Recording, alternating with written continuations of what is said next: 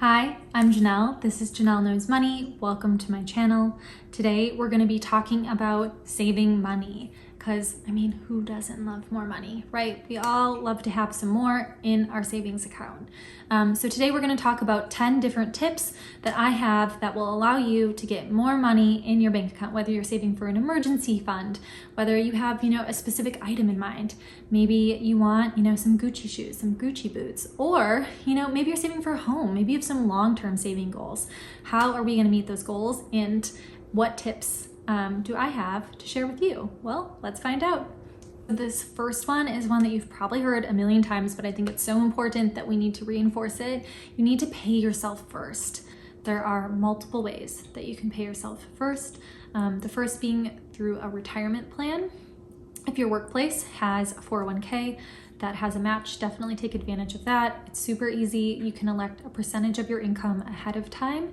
And so that way, when you're getting paid, whether that's semi-monthly or bi-weekly, the money that is going into your bank account to spend on a day-to-day basis is the money that you have. The savings have already been put away. So that's a fantastic way to do it. If your employer doesn't have a 401k, there are a lot of other options. You can do an IRA, there are SEP accounts, simple accounts, etc. So many different ones. Maybe I'll do a video on that later. A second way to save is via an FSA or an HSA. These are medical savings plans and accounts. Most of the time, again, these are going to be through your employer. It's a great way to take additional money off of your paycheck on a pre-tax basis, aka your taxable income is lower, aka less taxes, which we love. So what you can use this money for is, any medical appointments that you have, any medical emergencies that you have. You can also use it on over-the-counter medications, whether that's allergy medicine, whether you need Advil, tampons, all of that. Something that I personally use it for is I have contacts. So when I'm going through open enrollment in October, the year prior to electing my HSA FSA, I am calculating how much I think those contacts are going to cost approximately, and I put at least that amount of money in because I know I'm going to spend it no matter what. So then that money is distributed over the course of a year on my paycheck, and it slowly comes out. So it's just a really easy way to save and put money aside specifically for those medical costs that you may have come up or will come up. And then the third way that I would recommend, and I've done ever since I started working, is to have 2 different direct deposits set up with your employer. So I've always had one where the majority of my income was going into my first direct deposit. And again, that's where, my day-to-day expenses are, where I'm paying my bills out of, my rent, my electric bill, my groceries, anything fun that I might want to also do on the side. That's where the majority of my money is going. And then I would have an additional direct deposit set up for a bank that, might be a high yield savings account or money market, something else that makes sense for you, where you can have a smaller portion of your income being directly deposited into that account so that it's out of sight, out of mind. I've done this, anywhere from, put $10 in there, you could do $50, you can do $250 per pay period. It just depends what your capacity is and what works for you. Again, this is just a great way to set that money aside to begin with. If you have goals, like buying a house and you just want to make sure that money is set aside, or if you are saving up for something specific, it's just a really great way to make sure that money, again, out of sight, out of mind. You don't even know it's there, pretend like it doesn't exist, and you have saved that additional income. So the second thing we're going to talk about, an additional way, a tip to save, is only for those people who have bi-weekly income. I'm sorry to those that have, semi-monthly. So what does that even really mean, right? So if you have a bi-weekly income, that means you get paid every 2 weeks. So that means in a year, you're gonna get 26 paychecks. If you're semi-monthly, you're gonna get paid twice a month no matter what. That means you have 24 paychecks in a year. Something that I personally do, because I get paid on a bi-weekly basis, is I still budget for 2 paychecks every single month. So basically I live off of 24 paychecks, even though I receive 26 paychecks during the year.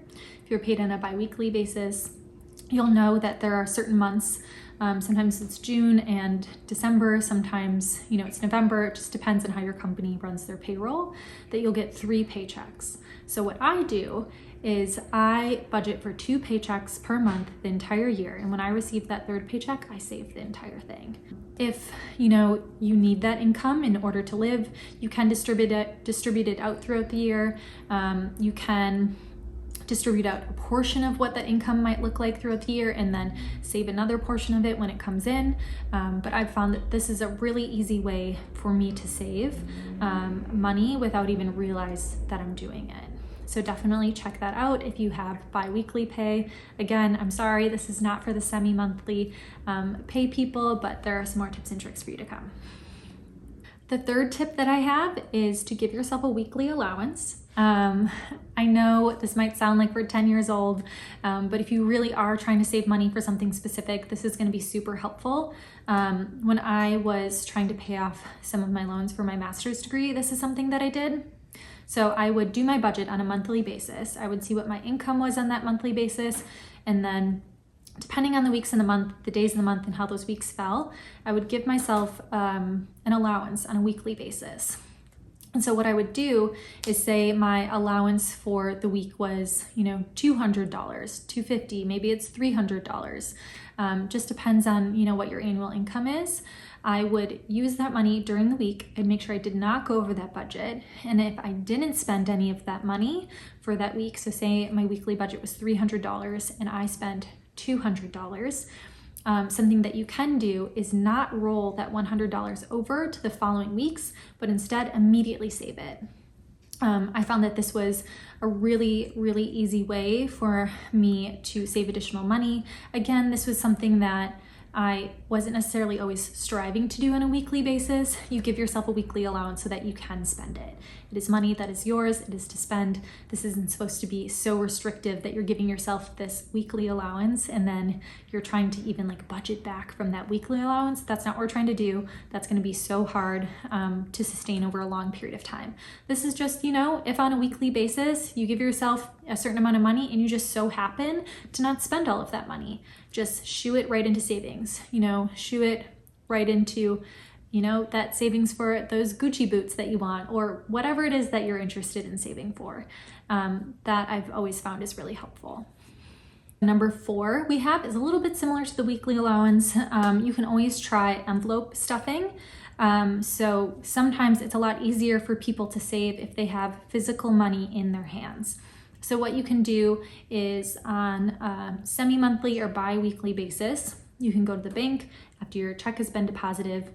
You can take that money out of the bank, you have the physical cash in your hands, and you could distribute that money into different envelopes saying what specifically it's for. It can be for groceries. You can have that money for, maybe a clothing item that you need for work or for fun or whatever it is you're trying to do. Maybe you have a concert coming up that you want to save for. So you have a fun bucket, so on and so forth. You could also put money designated aside in an envelope for saving, but then, similar to the other tip about saving on a weekly basis, anything that's left over from your envelopes, you could just automatically go to the bank, deposit it in the bank, put it right into your savings, and then move on to the next week of budgeting. So anything, again, similar to the weekly budgeting, this is on a semi-monthly, also having that cash in your hand. Sometimes it's harder to spend when you physically have it. It's harder to let go of. Might allow you to save some additional money as well. The 5th thing that we're going to talk about could be a little bit controversial. I save via credit card cashback. This might not work for everybody. Credit cards might not be the best option for everybody. It just depends on, where you're at in your savings journey, what your relationship with credit cards have looked like in the past, and what fits best for you.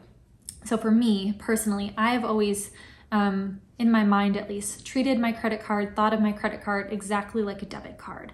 I plug everything into what my monthly budget looks like. I make sure I don't go over. I treat my credit card as if it's a debit card, as if I only have a certain amount of money to spend, and I typically will never spend up to my limit. if that's like an option for me. If I'm planning a trip, you know, it might be a little bit different. But I always make sure that I pick a credit card that I'm spending on that has cash back. I have, I think, the Citibank card right now. Yes. That's 2% cash back, 1% when you buy, 1% when you pay. It's really great, super nice. And so on a monthly basis, they'll update my credit card cash back, and every quarter, or, you know, at the end of every year, what I'll do is I will grab that cash back and I immediately put it into savings. When I was younger, I sometimes would make sure that all of my credit card cash back specifically went into my Christmas savings fund. I have different sinking funds to help me pay for different things throughout the year. So that's another great way to save for Christmas presents, if that's something that you are interested in doing, or you could put it towards anything else. If you're saving for the home fund, if you're saving for, again, a very specific item, or if you're trying to build an emergency fund, this is just a great way to add some additional money to that without doing anything at all. Number 6 on the tips and tricks to help us save some additional money. I guess I have this one tagged as free activities, but what does that mean exactly? So another way that I've been able to save some additional money is by looking for different free activities that I could go to in my area. And then when I go to those free activities, what I do is I think about, you know, the amount of money that I might have spent if I went to a cocktail bar instead, or a concert, or some other activity. And then I put the amount of money that that activity would have cost into my savings. So it's just a really quick, easy way to save some additional money that way. So it's a way for you to budget as if, you know, you did do that activity that cost some money, and instead you're going to do something free that's, you know, super fun, but at the same time, you know, allows you to save some additional funds. Number 7 on the list would be to get a raise. How does one do this? You could do this by, you know, chatting with your manager about what a promotion trajectory looks like for you. You could figure out what that timeline looks like, what a raise might look like, how you can get there. There are definitely ways, professional ways, to have that conversation with your manager to let them know that you want to grow at the company that you're at. Another way to get a raise at your current company is to interview at another place and bring in a competing offer, ask them if they can match it. That's also another option. Another way to get a raise at your current company would be to take a moment to think about, you know, what your current duties are at your job. What were they a year ago? What were they when you got hired in that same position? Have your duties drastically changed? Then maybe it's time to talk to HR, or even your hiring manager, or maybe the comp team, about getting an adjustment for your job. Maybe it is time for that title change. Maybe it is time for an increase because you're doing a higher level of skills. You're doing additional duties that constitute more pay. So similar to number 7, we have number 8, which would be to change jobs. I know that's easier said than done, but it can be highly beneficial from a pay perspective, which would then allow you to save money. Again, with number 7, getting a raise, more money, allows you to save more money. So if you're getting a new job, you know, sometimes you can get increases as far as 10% more than you're making, 20%, 15%, really depends on, you know, what you're currently being paid, what the market pays for that job, and what a new company is willing to pay you for that position. When you do get that new job, what you can do is continue to live off of the income you were living on previously and save all of that additional money. I mean, if you need some additional money from a cost of living perspective, you could even do that with half of it. You could do the third of it, you know, even $20 of it. Just allows you to have more money in your pocket, allows you to save more money on a weekly, monthly, annual basis. Number 9 is another one you've probably heard before. Get a side hustle. There are so many different things that you could do. There are tons of videos on YouTube that you could look at for different side hustle options. You know, what I would recommend is to look at your area of expertise, what you currently do for a living, and to find a way to do that on the side. You could be a copywriter at work, and that might mean that you do some freelance copywriting for companies that maybe don't have the resources to hire a copywriter full-time, but still need some assistance doing copywriting for, you know, their products or whatever it is that they need help with. There are other things that you can do. I mean, even from an HR perspective, There are smaller businesses that aren't large enough to have their own HR team. One of my mentors actually does this for a living as a full-time job, and he has multiple different clients that are small businesses that need help with some different, HR problems here and there that they're encountering that they don't have the expertise for. And so they bring him in as a consultant to help with that problem, to give them some additional information, and then he's on his merry way. So there really are so many different options within what you do. I mean, there are, of course, some of the options that you hear frequently, like you could DoorDash, you can Uber, you can do surveys, so many different things like that as well. And there are tons of resources on YouTube for side hustle options. Finally, at number 10, we made it all the way to the end. So my last tip for saving more money would be to put a hold on large purchase items or anything, say over $100 that you want to purchase. Wait for 15 days, maybe you want to wait 30 days, maybe you only want to wait 7 days, but have some type of designated period of time where you look at that item, you think, I want that item, I want to buy it, but it's $150 or it's $101 over that $100 threshold. And you pause on it for a moment and you decide whether or not that item's worth it. So you come back to it, say 15 days later, and you're like, you know what, I still really would like that $150 item. Go ahead, go for it, buy it, right? Life isn't always about complete and utter restriction. It's not sustainable. We can't keep that up over time. If it's something that you want, you need, and it's in your budget, go for it, get that item. However, if you come back to it 15 days later and you're like, you know what, I don't really want that. What you can do is pretend as if you bought that item. Budget for it as if, you took that item, you bought it, and put it right directly into your savings account. This is a great way to, quote, trick yourself into saving some additional money. I mean, even from the first thought of getting that item, say that's over $100, you can put it right into your budget from just like a standpoint of reserving the money for that item for 15 days later if you want to buy it. So then it's as if, again, it was never there in the first place and you can just shuffle it right into that savings account. Thank you so much for getting all the way to the end of my video, all of my 10 tips and tricks for saving some additional money. I really appreciate that you made it all the way here. I hope at least one or two of these tips were able to help you. If you have any questions or comments, make sure to leave them below. I'm more than happy to connect with you and answer any of those. And don't forget to hit that subscribe button. I appreciate it. Thank you.